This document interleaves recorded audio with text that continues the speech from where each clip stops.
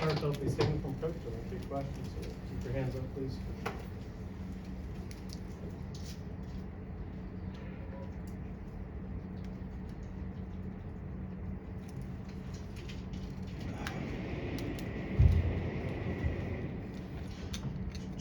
Sorry about the delay. We practice went a little long. Try to make sure they didn't have a repeat of last week. So we're gonna do it over again until we get it right. Took a few drills, a few minutes longer than we planned, because I told them last week on my end I'm gonna hold them a little bit more accountable, and I think they're seeing that I'm serious about it. So thought the defensive effort in practice picked up, because we're not having a repeat of what we had last week. So I think you'll see a lot better effort out of the group starting the game out. We talked about it as a team before, like some leadership, some accountability, and then we got to develop the right habits.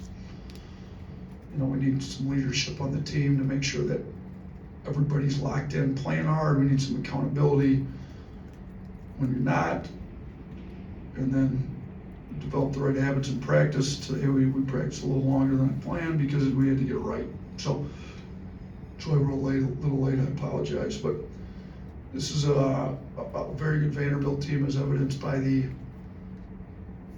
weekend game against Tennessee. I mean, Tennessee's a really good program. They play hard, they're tough, and they got a good win. So, you know, I would think that we've got our guys' attention. I believe they're number one in the country in points per game off turnovers. So, huge game for us in taking care of the ball, not giving them points off turnovers. You know, they swipe at the ball. They got quick guys. They got guys that are tough, physical. They play hard. So that's number one, is taking care of the ball. On our defensive end, you know, they've got guys that get downhill. They do a great job generating, you know, shots in the paint. You know, we got to keep them out of the paint. So, you know, we're kind of challenging our guys individually, one-on-one defense, to kind of pick it up. So, you know, I a lot of respect for Coach Byington. I did a really good job at all the other schools he's been at.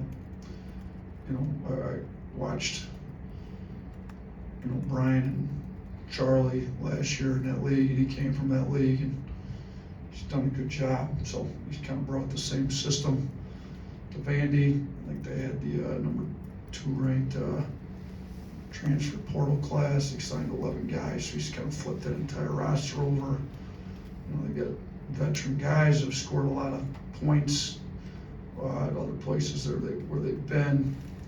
So, you know, Sears is leading the conference in assists with 7, and then Hogard's 4th at 4.6. So he's good. You know, I've spent 11 years in Michigan. I've watched a lot of Michigan State through the years. Hogard's, you know, had a really good career at Michigan State, so well aware of what he can do. But, you know, Sears has really been moving the ball well, you know, as evidenced by leading the SEC in assists. You know, if you look at last year at this point versus this year at this point, he's got 22 more assists than the first 18 games last year, while only scoring 15 points less. And he's figuring out how to score and get assists both. So, you know, I'm sure if his scoring rate continues at what it's been here lately, that, you know, he'll probably score the same amount of points or more than he did last year, with significantly more assists, which is showing his growth and development on the offensive end of the floor. And, you know, he's been playing well, but they've got good guards too. They got Hogard, like I said, they've got lots of other guys that can score it, have scored it at a high clip, and are also getting a lot of steals. So we got to take care of the ball, like I said. Charlie. Yeah, Coach, just kind of going back to your opening, you're talking about avoiding a repeat of last week. Have you liked the approach in practice, or do you want to see maybe more? I'm sorry, did I like the what? The approach in practice from the guys. The start of it wasn't great, but we got it right. We got it right pretty quick. So I'd personally like to see them start it off great on their own. But like I've told them before, if they can't do that, I'm not going to let it be a bad practice. So turned out to be a great practice. Just took a little longer than it should have. Katie? On Saturday, it was a tie game with about 5 minutes left, and 2 minutes later, you're up 9 after the threes from Chris and LeBaron. Just how big was it for them to kind of step up in those clutch moments, and then for the whole team to kind of see those are the shots you want guys to take in those type of moments? Yeah, I think CY's had that confidence. He's worked hard throughout his career. He deserves to make big shots. He's extremely professional, hardworking, gets his shots up.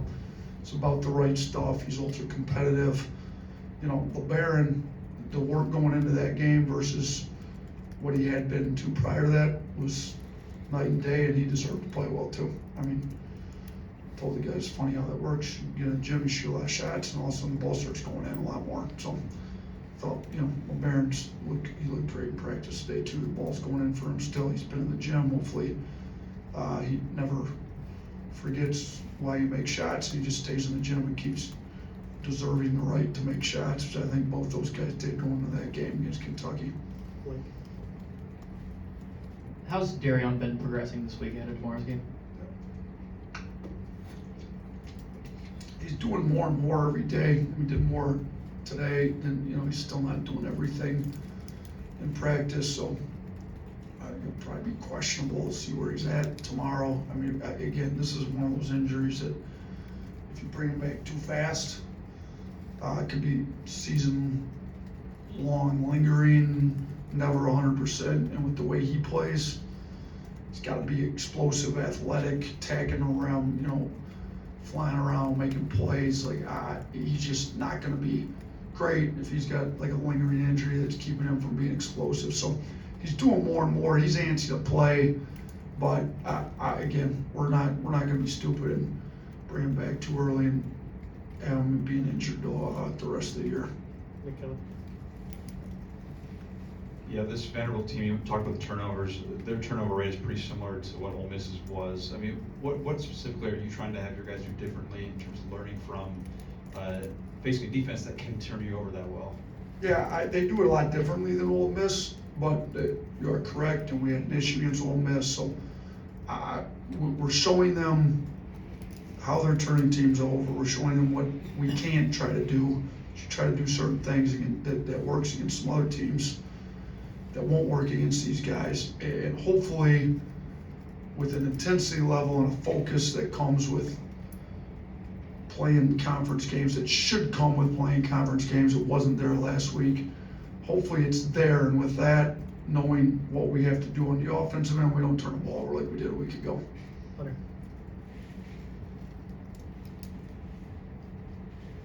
In general, what's it like really preparing for a team that's kind of had a massive turnaround, but also big changes in personnel the last time that you played them?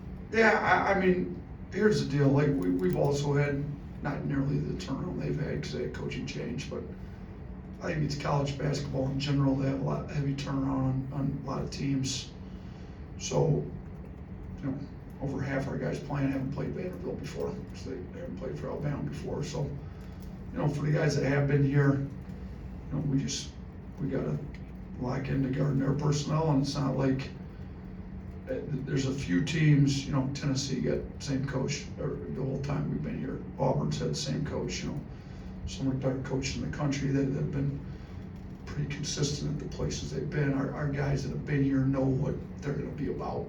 But, you know, some of the personnel will change, but there's a system that gets tweaked every year, but for the most part is what it is. Like, it's obviously a lot different with Vanderbilt, like you said, new coach, 11 new players.